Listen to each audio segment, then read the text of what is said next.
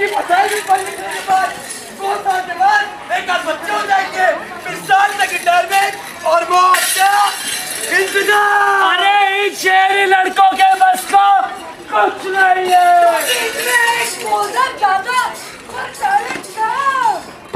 गाँव की लड़कियां जो पढ़ लिखने की ख्वाहिश रखती है उनकी हालत जानते हो?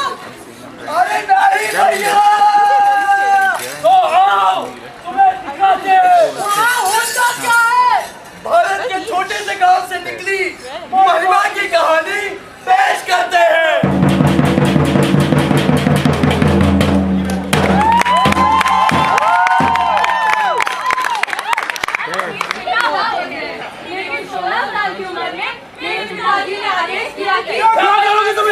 ये तो तुम्हारे पापा की उम्र का है। और यूं चालू हुआ मेरा एक नया सिलसिला। घर में घुसते ही माजी ने बोला कि तेरा काम बस इस खानदान को वारिस देना है। मेरे और तेरे बेटे ने बहुत कुछ झेला है।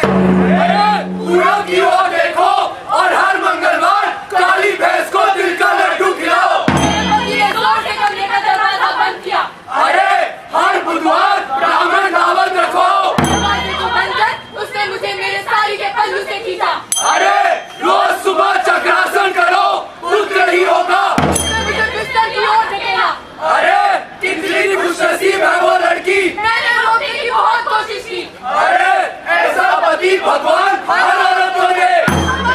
मैं रोई और चिल्लाई। अरे चुप साली, तू वही करेगी जो मैं चाहता हूँ। मैं बचना चाहती थी। अरे इसकी तो जिंदगी संवर गई।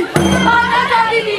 अरे बहुत खुश रखेगा इसको। पर मैं कुछ नहीं कर पाई। सदा सुहागन रहो। और 2 महीने बाद हकीम चाचा ने खबर दी कि मुबारक हो, तुम माँ बनने वाली हो। मैं अपने बच्चे के भविष्य को लेकर डरी हुई थी, लेकिन मुझे दिलासा मेरे पति ने दिया। तुम चिंता मत करो, इस बच्चे को हम किसी भी चीज की कमी नहीं होने देंगे। माजी ने तैयार की। चूल्हा नहीं साफ किया तुमने। अरे माँ, इस हालत में कितना काम कराओगी उससे? अच्छा, पेट से है तो इतनी छूट दे दूं क्या?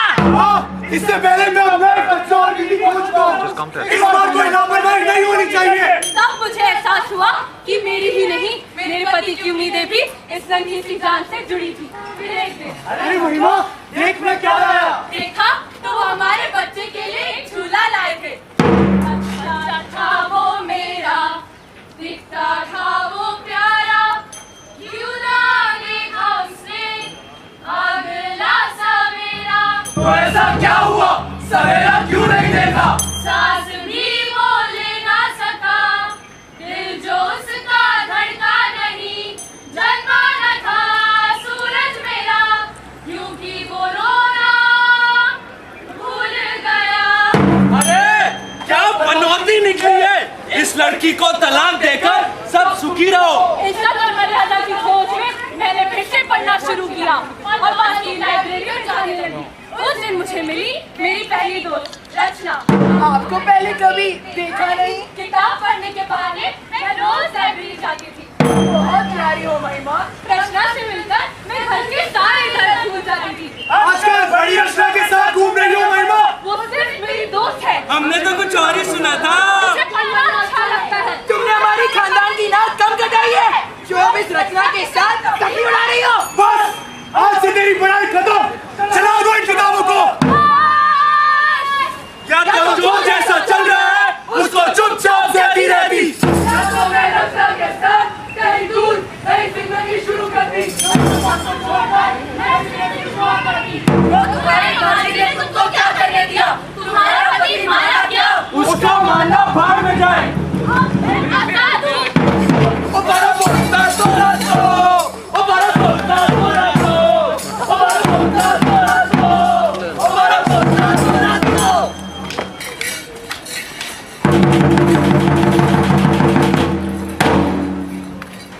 अरे पप्पू, तुम शनिवार को हनुमान पूजा करते हो क्या? सुना है करने से जिंदगी सफल हो जाती है। अरे भैया, ये शहर की भागदौड़ी में कहाँ हो पाता है। इधर तो साला बिल्ली रास्ता काट दे, हम तो फिर भी आगे चले जाते हैं।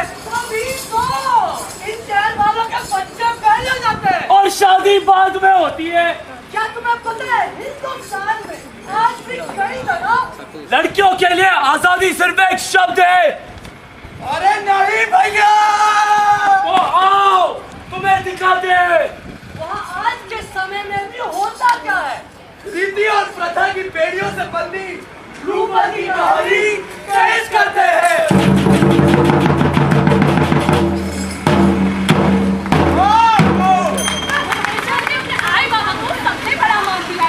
क्योंकि मेरे बुरे से बुरे समय में उन्होंने मेरा साथ दिया।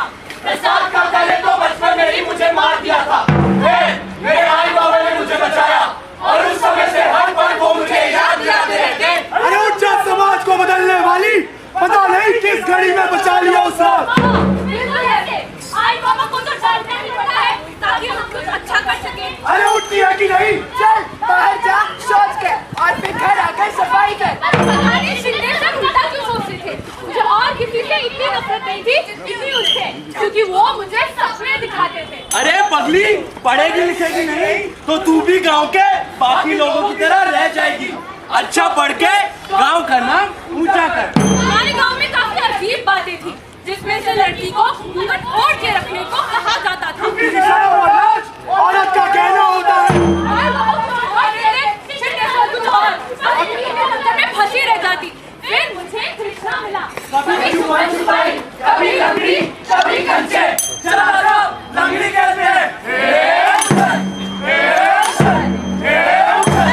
आज मैं ऊपर, आसमान नीचे, आज मैं आगे, नीचे। हे भगवान, अरे तू तो बहुत खूबसूरत है रे। और महेश भैया तो हमेशा से बहुत ज्यादा सोचते आए हैं। ऊपर कल हुई, घूंघट उठा दिया, वो भी इस गंवार अंजान लौंडे के सामने। पिताजी, पिताजी, मुंह काला करा दिया आपकी बच्ची ने। कृष्णा के सामने घूंघट उठा के आशिकी लड़ा रही थी। ये क्या गलती हो गई? ना पाटिल, ना देसाई और ना महेश की बात हुई है। जो बात सबसे ज्यादा खराब लगी। ये क्या कर दिया? महेश, पकड़ इसे तो मैं बताता हूँ। ऐसे मौकों पर बातें तो बहुत करने लगते हैं। सामने पूरे खानदान का जैसे सबसे ज्यादा पढ़े लिखे वही हो और फिर इनमें से सबसे समझदार आदमी अपनी राय दे रहा है। ऐसे मिसाल बनना था, अब मिसाल ही बनाएंगे। अब बदलाव होगा। समाज में ऐसा होता है क्यों? औरत इंसान नहीं, बनाया बराबर भगवान सालो। रिवाज के आगे क्यों देखा नहीं? जिसम तोड़ोगे तो कब आएगी? जीते भी क्या हो जी पाएगी? उन्होंने छोड़ा है साथ, और नहीं है बात प्रणाली। हिम्मत को भी दी है मार, मर्दों की टोली में हो रही है।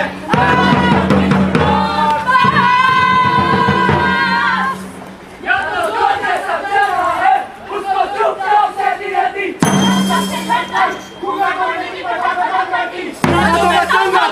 खुदकुशी करती।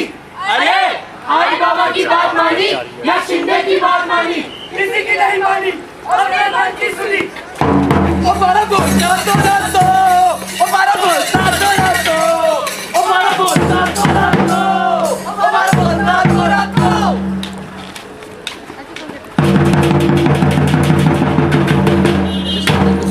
अरे पप्पू,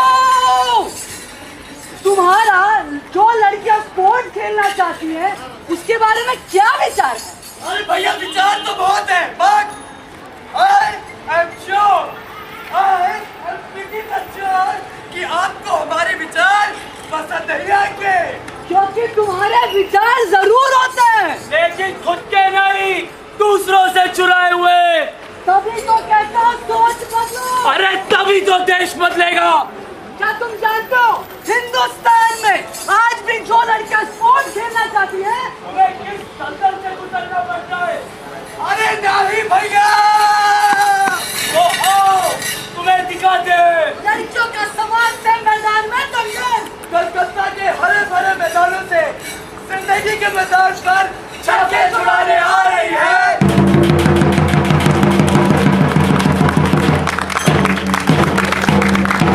मिताली, मिताली, मिताली, मिताली।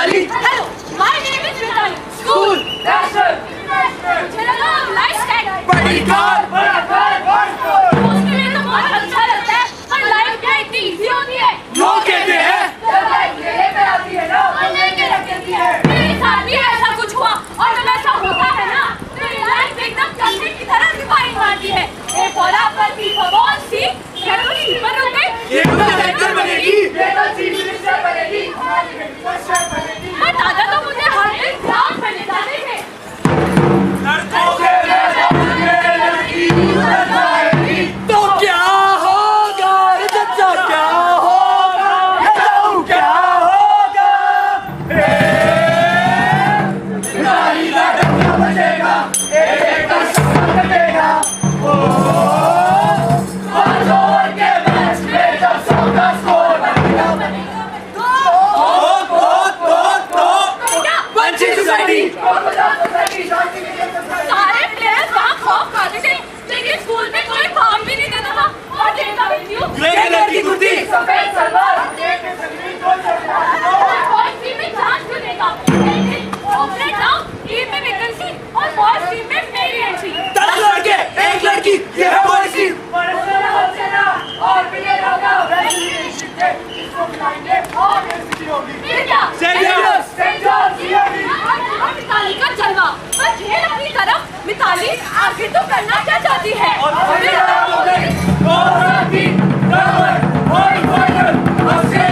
इंडिया, मेरा पूरा परिवार, उनके सारे दोस्त रिश्तेदार, टीम में आके गए हुए, और अब वो हार जिसने मुझे मकसद दिया, ले गया। रानी, ओवरऑल चैंपियन बनी, और सेलेक्टर्स की दया और अपने टैलेंट की धूम पे मुझे मिला। इंग्लैंड का टूर, एंड मैं इंडिया की हिस्ट्री है।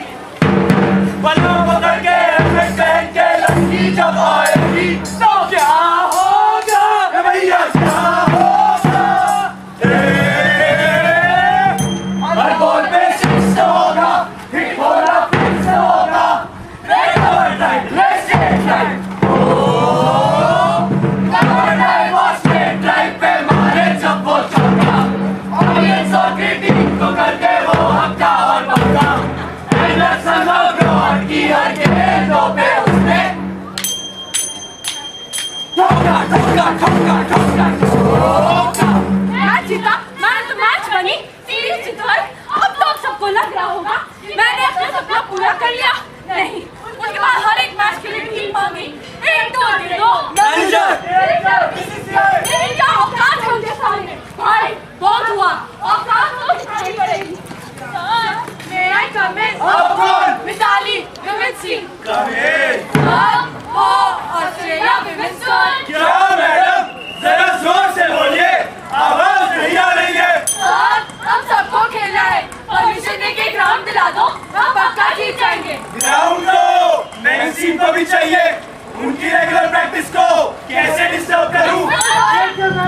T20 आ रहा है, सिर्फ 1 साल बाकी है। सर, और 2 हफ्तों के लिए चाहिए। अरे तो मैं क्या करूं? सर, आपका मौका। क्या? अरे सब मीडिया के सामने क्यों गिरा ये? कोई आता है मैच देखने में मिल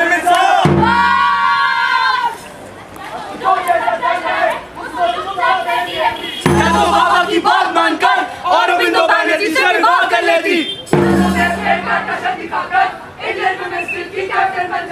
अरे तो क्रिकेट बोर्ड वालों ने खेलने दिया कि नहीं? आपका राज है क्या?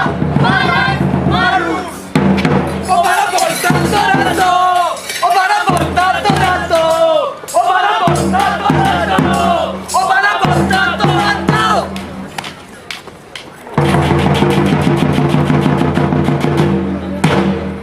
इस नुक्कड़ नाटक में लड़कों के साथ समाज में हो रहे अन्याय के खिलाफ हमने आवाज उठाने की कोशिश की है, एक अलग तरीके से।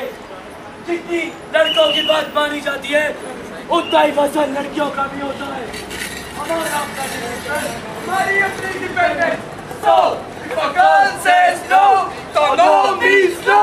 लड़कियों को पढ़ाना मत, क्योंकि